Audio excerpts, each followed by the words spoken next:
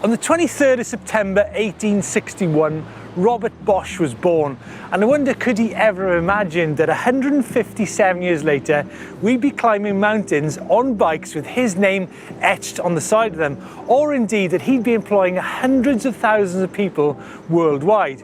Now, e-mountain bikes, that's a relatively recent phenomena. However, e-bikes in general, that goes back a long, long way.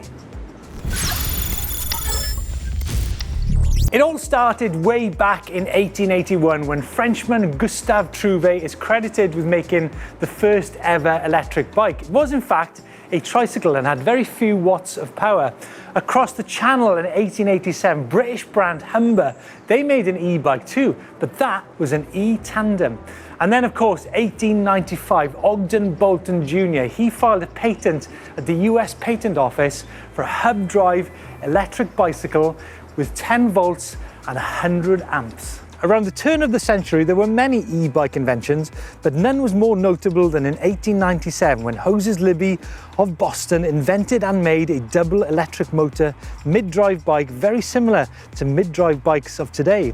So whilst bikes and electronics had been developing for a long, long time, when it comes to the off-road bicycle world, you have to look to the hills north of San Francisco in the 1970s when Joe Breeze and Charlie Kelly first started riding fat tire bikes. Then, and of course, if you look for a moment in time, it has to be 1981 when Mike Sinyard made the first production mountain bike, the Specialized Stump Jumper. Word on the street, meanwhile, was all about the 1989 Sanyo Enacle front hub bike, developed housing a NiCad battery. It was pretty expensive. When you come to the second moment in time, you have to look to 1989 when Michael Cutter invented the pedelec as we know it today. Pedal assist, not throttle control, was born. In the 1990s, lithium-ion batteries, and soon after, the Sinclair Zyke was created, but this portable bike was doomed to failure. Now, when you look at the landscape of today's e-mountain bikes, it's worth reminding ourselves that that new Haibike Fly-On with the TQ120S motor, that company, TQ Components, was only founded back in 1995, and that was a time when mountain bike racing, world-level mountain bike racing, had only been around for a couple of years. Now, 1995 really is an important year because that year, Suzanne and Felix Puello founded Haibike. They go on to be pioneers of e-mountain biking, creating the first 29, the first downhill, the first road, and of course the first carbon e-mountain bike. But it is indeed 15 years before they produced their first bike. Let's not forget that in 1997, Hans Rey went to meet President Bush, who then went on to ride electric bikes. Which brings us then to the 21st century, a time when we have long travel bikes, we have sticky tires, we have wide bars, we have seat droppers, we have more gears, we have less gears, and of course we have direct sales. But what about e-mountain bikes? Well, there's nothing. However, during this time in 2009 in Holland, a third of all bikes sold were in fact electric.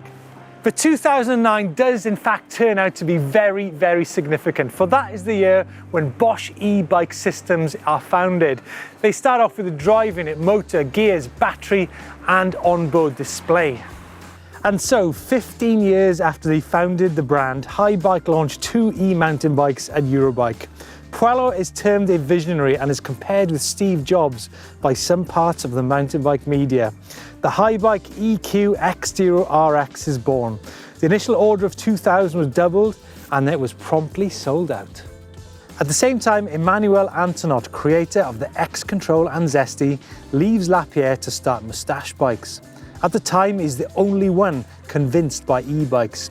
He's quickly joined in the adventure by Greg Sand, who's not from the bike industry, but also believes in the incredible potential of e-bikes. The whole industry looked at them strangely and thought they were crazy, but it will never ever work. They spent 2011 to build the project, and then at the beginning of 2012, there are 2 of them, and the first employee joins them in January. Today, Moustache bikes are now more than 80 people involved in the engineering, design and assembly of their bikes in France. Now, by 2011, from Germany to New York and Japan, e-bikes are an $11 million global industry. And then in 2013, the first ever printed Specialized Levo comes out of the oven, or should I say grill. Anyhow, it turns out to be one of the most successful e-bikes to date. 2013 is actually the first ever time I rode an e-bike, the 140mm Cube Stereo, and at the time I thought it was absolutely phenomenal. The following year came the Haibike X-Duro downhill bike, 180mm travel front and rear. But I think the most memorable thing from 2014 is probably the fact that Gary Fisher of Trek, and of course Gary Fisher, proclaimed e-bikes to be the next big thing. That same year, Brose came out with their first e-bike motor. Now meanwhile, back in Japan, Satoshi Sahana and his mates at Shimano decided to go for a spin on an e-bike because they simply did not know that e-bikes and the development was coming so quickly. This is what he had to say. We're in the Dolomites at the Shimano e-mountain bike experience, and I'm with Satoshi Sahana, is that correct? Yeah, correct. Who is one of the main people behind the Shimano E8000 motor and battery, right? Yes. Actually, we started this development from 2014 with our good team. And at that time, we don't know the e-mountain bike was coming or growing. We don't know. You didn't know? No, but we found this kind of riding is so fun, and we should go this way to the head office. And we try to test and propose making prototype or testing in United States, also Europe. So you turned that around pretty quickly, 4 years, well, 3 years, right? And you got... Yes, 3 years, yes.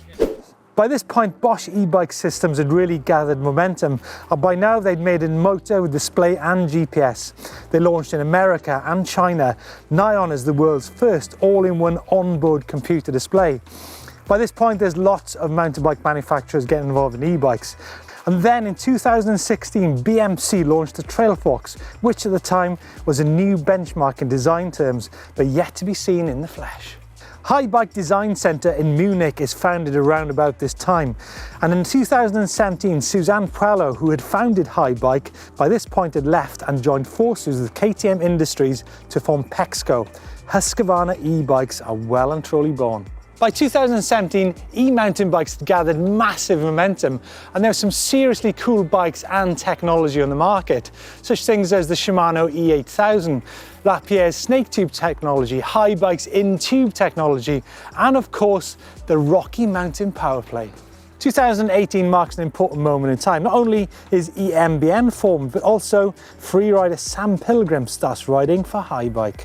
Also that year, Bosch launched the PowerTube 500 integrated battery, which is now on 70 different brands worldwide. And then, of course, 2018, famous for that specialized Levo with a 700 watt-hour battery and one of the lightest e-bikes to date. And so 2018, the year when things really did start motoring in the e-bike world. Fazua came out with a lightweight motor and battery. Shimano launched the E7000, a more cost-effective system. Vitus from Ireland brought in a super value-for-money e-bike with the Sommet. Canyon, the first direct sales bike. Husqvarna, DaVinci, Intense, Norco, Fantic, all launched bikes. And Eurobike has its own e-bike hall. Of course, the Haibike fly-in was a really important development as well. And if you think where e-bikes have come in 137 years, from that tricycle of that Frenchman in 1881 to this, and then to this.